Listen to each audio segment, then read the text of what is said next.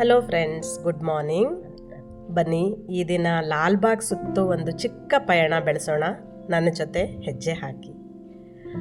One of the famous tourist attraction of ಬೆಂಗಳೂರಲ್ಲಿ ಲಾಲ್ಬಾಗ್ ಸೇರುತ್ತೆ ಅಂದರೆ ಖಂಡಿತ ತಪ್ಪಾಗಲ್ಲ. ಆ್ಯಂಡ್ ಈ ಗ್ಲಾಸ್ ಹೌಸ್ ಇದೆ ನೋಡ್ರಿ, this is the iconic structure of Lalbagh, the centre piece of Lalbagh with floral plants inside. ಈಗ ನಿಮಗೆ ಕಾಣ್ತಾ ಇದೆ ಅಲ್ಲ ಹೊರಗಿನ ದೃಶ್ಯ, ಇದು ಲಾಲ್ಬಾಗ್ದ ಗ್ಲಾಸ್ ಹೌಸ್ ಹೊರಗಡೆ ಪೆರಿಫೆರಿಯಲ್ಲಿ ಮಾಡಿರುವ ಒಂದು ಫ್ಲವರ್ ಡೆಕೋರೇಷನ್ ನೋಡಿ. ಇದು ಮೆಟಾಲಿಕ್ ಸ್ಟ್ರಕ್ಚರ್ ಮೇಲೆ ಮಾಡಿರೋ ಫ್ಲವರ್ ಡೆಕೋರೇಷನ್.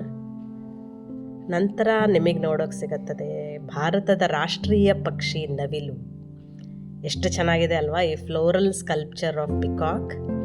ತುಂಬಾ ಅದ್ಭುತವಾಗಿ ಕಾಣುತ್ತೆ. ಆ್ಯಕ್ಚುಲಿ ಗ್ಲಾಸ್ ಹೌಸ್ ಒಳಗೆ ಈ ಸಾರಿಯ ಫ್ಲವರ್ ಡೆಕೋರೇಷನ್ ಕಾನ್ಸೆಪ್ಟ್ ಅಥವಾ ಥೀಮ್ ಮಾಡಿದ್ದು ಡಾಕ್ಟರ್ B.R. ಅಂಬೇಡ್ಕರ್, ಸಂವಿಧಾನ ಶಿಲ್ಪಿ B.R. ಅಂಬೇಡ್ಕರ್ ಅವರ ಜೀವನ ಚರಿತ್ರೆ ಹಾಗೂ ಸಾಧನೆಗಳ ಕುರಿತಾಗಿ. ಸೊ ಹೋಗೋಣ ಅಲ್ವಾ ಹಾಗಿದ್ರೆ ಒಳಗೆ, ಗ್ಲಾಸ್ ಹೌಸ್ ಒಳಗೆ. ಈಗ ನಾನು ತೋರಿಸ್ತಾ ಇದ್ದಿದ್ದು ಹೊರಗಡೆ ಅಂತ ಹೇಳಿದೆ. Yes, welcome to glass house. ನಿಮಗೆ ಒಳಗೆ ಎಂಟ್ರಾದ ತಕ್ಷಣ ಗ್ಲಾಸ್ ಹೌಸಲ್ಲಿ ಕಾಣೋದು ಒಂದು ದೊಡ್ಡದಾದ ನಮ್ಮ ಪಾರ್ಲಿಮೆಂಟ್ ಭವನ, ಸಂಸತ್ ಭವನ. ಅದರ ಮುಂದೆ ಒಂದು ದೊಡ್ಡದಾದ B.R. ಅಂಬೇಡ್ಕರ್ ಅವರ ಪ್ರತಿಮೆ ನೋಡಿ, ಎಷ್ಟು ಸೊಗಸಾಗಿ ಅಚ್ಚುಕಟ್ಟಾಗಿದೆ. ಆ ಕಲರ್ ಕಾಂಬಿನೇಷನ್ ಇರ್ಬೋದು, ತುಂಬಾ ಪರ್ಫೆಕ್ಟ್ ವಿತ್ ಕೀನ್ ಅಬ್ಸರ್ವೇಷನ್ ನೋಡಿ. ಎವ್ರಿಥಿಂಗ್ ಇಸ್ ಸೋ ಪರ್ಫೆಕ್ಟ್ ಅಲ್ವಾ.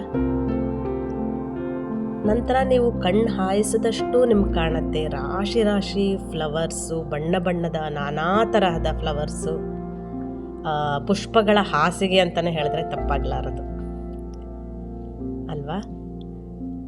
ಈ ಫ್ಲವರ್ ಡೆಕೋರೇಷನ್ ಬಂದು ವರ್ಷದಲ್ಲಿ 2 ಸಾರಿ ಕಂಡಕ್ಟ್ ಮಾಡ್ತಾರೆ, ಈ ಗ್ಲಾಸ್ ಹೌಸ್ ಫ್ಲವರ್ ಡೆಕೋರೇಷನ್ನು ನೋಡಿ. ಇಂಡಿಯಾ ಭೂಪಟದ ಮೇಲೆ ಮಾಡಿರೋ ಫ್ಲವರ್ ಡೆಕೋರೇಷನ್ ಎಷ್ಟು ಸೊಗಸಾಗಿದೆ ಅಲ್ವಾ. ನಾ ಹೇಳಿದ ಹಾಗೆ ವರ್ಷದಲ್ಲಿ 2 ಸಾರಿ ನ್ಯಾಷನಲ್ ಫೆಸ್ಟಿವಲ್ಸ್, ಆಗಸ್ಟ್ 15 ಸ್ವಾತಂತ್ರ್ಯ ದಿನಾಚರಣೆ ಹಾಗೂ ಜನವರಿ 26 ಗಣರಾಜ್ಯೋತ್ಸವದ ದಿನ ಇದು ಕಾರ್ಯಕ್ರಮ ಕೈಗೊಳ್ಳಲಾಗುತ್ತದೆ. ಸಾರ್ವಜನಿಕರ ವೀಕ್ಷಣೆ ಕೂಡ ಅವಕಾಶ ಇರುತ್ತೆ. I got an opportunity to visit here on August 17th. So ಕೊನೆಯ ದಿನಾನೂ ಆಗಿತ್ತು ಆ್ಯಂಡ್ ಕೊನೆಯ ಗಳಿಗೆಯಲ್ಲಿ ನಾನು ವಿಸಿಟ್ ಮಾಡಿ ನನ್ನ ವೀಕ್ಷಕರಿಗಾಗಿ, ನನ್ನ ಪ್ರಿಯ ವೀಕ್ಷಕರಿಗೆ ತೆಗೆದಂಥ ಈ ಒಂದು ವಿಡಿಯೋಗ್ರಫಿ ತಾವು ನೋಡ್ತಾ ಇದ್ದೀರಾ.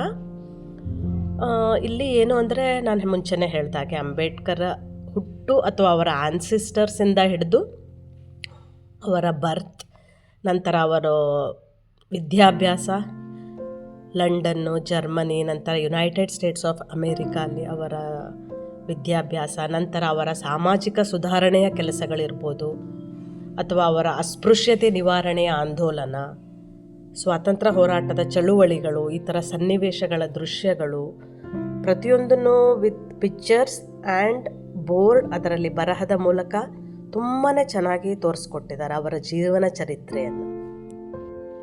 ಸ್ವಾತಂತ್ರ್ಯ ಸಿಕ್ಕ ನಂತರ ಜವಾಹರ್ಲಾಲ್ ನೆಹರು ಅವರ ನೇತೃತ್ವದಲ್ಲಿ ಪ್ರಧಾನಮಂತ್ರಿಯಾಗಿದ್ದಾಗ ಅಂಬೇಡ್ಕರ್ ಅವರು ಕೂಡ ಕಾನೂನು ಸಚಿವರಾಗಿ ಜವಾಹರ್ಲಾಲ್ ನೆಹರು ಅವರ ಆಡಳಿತದಲ್ಲಿ ಕೆಲಸ ಮಾಡಿದರು.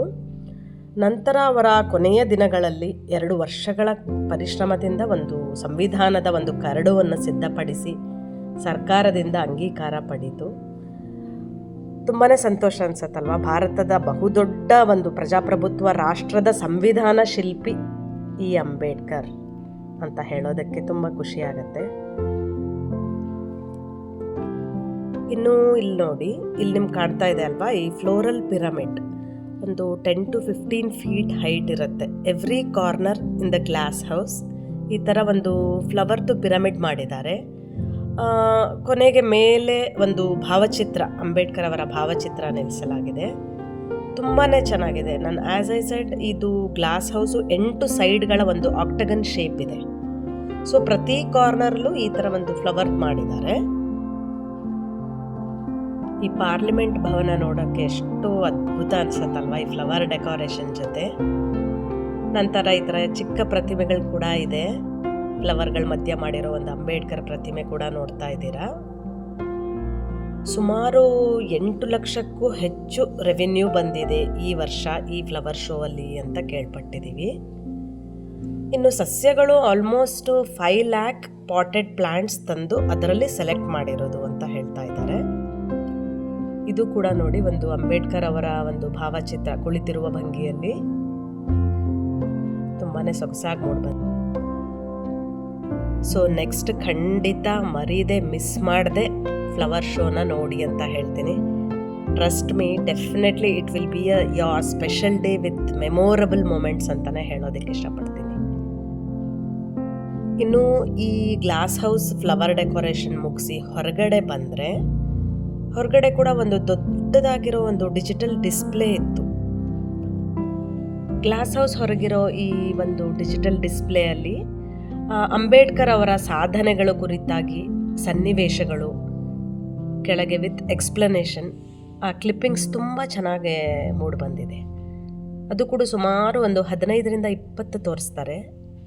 So this is how Lalbagh glass house was. ಬನ್ನಿ ಫ್ರೆಂಡ್ಸ್, ಈ ಲಾಲ್ಬಾಗ್ ಗ್ಲಾಸ್ ಹೌಸ್ ವೀಕ್ಷಣೆಯ ನಂತರ ಉಳಿದ ಪ್ರದೇಶದ ಸೊಬಗನ್ನು ನಿಮ್ಗೆ ತೋರಿಸ್ಕೊಡ್ತೀನಿ ಬನ್ನಿ. ಈ ಲಾಲ್ಬಾಗ್ನ ಸ್ಟೋರಿ ತುಂಬಾ ಫ್ಯಾಸಿನೇಟಿಂಗ್ ಆಗಿದೆ. ಲಾಲ್ಬಾಗ್ ಈ ಉದ್ಯಾನವನ ಸ್ಥಾಪನೆಗೊಂಡಿದ್ದು 18ನೇ ಶತಮಾನದಲ್ಲಿ ಹೈದರ್ ಅಲಿ ರಾಜನ ಆಡಳಿತದಲ್ಲಿ. ಮೈಸೂರಿನ ರಾಜ ಹೈದರ್ ಅಲಿ ಆಡಳಿತದಲ್ಲಿ ಇದು ಸ್ಥಾಪನೆಗೊಂಡಿತ್ತು. ಅವನ ಅತಿಯಾದ ಈ ತೋಟದ ಹುಚ್ಚಿನ ಪ್ರತಿಫಲವೇ ಈ ನಮ್ಮ ಲಾಲ್ಬಾಗ್. ಇಲ್ಲಿ ಸುಮಾರು 140 ಎಕರೆ ಪ್ರದೇಶ ಆಕ್ರಮಿಸಿದೆ ಈ ಉದ್ಯಾನವನ. ಜೊತೆಗೆ 1800ಕ್ಕೂ ಹೆಚ್ಚು ವಿಧ ವಿಧ ಜಾತಿಯ ಸಸ್ಯಗಳು ಇಲ್ಲಿದೆ. ನಂತರ ಇನ್ನು ಮರಗಳು ಅಂತ ಬಂದರೆ ಅತಿ ದೊಡ್ಡ ದೈತ್ಯ ಬೃಹದಾಕಾರದ ಮರಗಳು, ಎತ್ತರದ ಮರಗಳು, ಸುತ್ತಳತೆ ಅತಿ ಹೆಚ್ಚಿನ ಮರಗಳು ಎಲ್ಲದೂ ನೋಡೋದಕ್ಕೆ ಸಿಗತ್ತೆ. ಮರಗಳಲ್ಲಿ ಹೆಚ್ಚು ಅಗ್ರಸ್ಥಾನದಲ್ಲಿರೋದು ಅಂದರೆ ಈ ರೇಷ್ಮೆ ಹತ್ತಿ ಮರ. ಇಲ್ಲಿ ನೋಡಿ ಲಾಲ್ಬಾಗ್ ಪಕ್ಕನೇ ಒಂದು ಸಣ್ಣ ಕೆರೆ ಕಾಣುತ್ತೆ. ಇಲ್ಲಿ ಹೈದರ್ ಅಲಿ ರಾಜನ ಸಮಯದಲ್ಲಿ ಕೂಡ ನೀರು ಇಲ್ಲಿಂದ ತಗೋತಾ ಇದ್ರು ಆ ಉದ್ಯಾನವನಕ್ಕೆ ಅಂತ ಕೇಳ್ಪಡ್ತೀವಿ. ಇಲ್ಲಿ ಕೂಡ I got an opportunity to clip this beautiful clip. ನೋಡ್ತಾ ಇದ್ದೀರಲ್ವಾ ಇಲ್ಲಿ ಈ ಕೊಕ್ಕರೆಯ ಒಂದು ದೃಶ್ಯ. ಆ್ಯಕ್ಚುಲಿ ಮರಗಳಲ್ಲಿ ನಾನು ನಿಮ್ಗೆ ಹೇಳ್ತಾ ಇದ್ದೆ ಅಲ್ವಾ, ಅಗ್ರಸ್ಥಾನದಲ್ಲಿ ಅಂದರೆ ಹತ್ತಿ ಮರಗಳಿದೆ, ನೀಲಗಿರಿ ಮರಗಳಿದೆ, ಕ್ರಿಸ್ಮಸ್ ಟ್ರೀ ಇದೆ. ಇಲ್ಲಿ ಒಂದು ಮರ ನೋಡಿ, ಈ ಮರದ ಒಂದು ರೆಂಬೆ ಎಕ್ಸಾಕ್ಟ್ ಆನೆಯ ಮುಖದ ಒಂದು ರಿಪ್ಲಿಕಾ ಹೊಂದಿದೆ ನೋಡಿ. ಎಷ್ಟು ನೈಜವಾಗಿ ಮೂಡಿ ಬಂದಿದೆ ಅದು.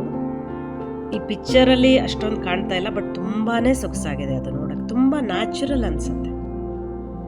ನಂತರ ಇಲ್ಲಿ ನೋಡ್ತಿದ್ದೀರಾ ಒಂದು ಬೃಹದಾಕಾರದ ಒಂದು ಬೇರು ಭೂಮಿಯಿಂದ ಬಿಟ್ಟು ಹೊರಗೆ ಗಟ್ಟಿಯಾಗಿ ಸ್ಥಾಪನೆಗೊಂಡಿರೋ ಒಂದು 200 ವರ್ಷಗಳ ಹಳೆಯ ಒಂದು ಮರ ನೋಡ್ಬೋದು. ನಂತರ ಇಲ್ಲಿ ನೋಡಿ HMT ಫ್ಯಾಕ್ಟ್ರಿಯವರು ಲಾಲ್ಬಾಗ್ ಉದ್ಯಾನವನಕ್ಕೆ ಕೊಟ್ಟಂಥ ಒಂದು ಕೊಡುಗೆಯಾಗಿ ಕೊಟ್ಟಂಥ ಒಂದು ಗಡಿಯಾರ. ಇಲ್ಲಿ ನೋಡಿ ಉದ್ಯಾನವನದ ಒಳಗೇನೆ ಇಲ್ಲಿ ಕೂಡ ಒಂದು ಸಿಂಗಲ್ ದೊಡ್ಡದಾದ ಒಂದು ಬಂಡೆ, ಇದು ಕೂಡ ಒಂದು ಟೂರಿಸ್ಟ್ ಅಟ್ರಾಕ್ಷನ್ ಆಗಿ ಮಾರ್ಪಡಿಸಿದ್ದಾರೆ.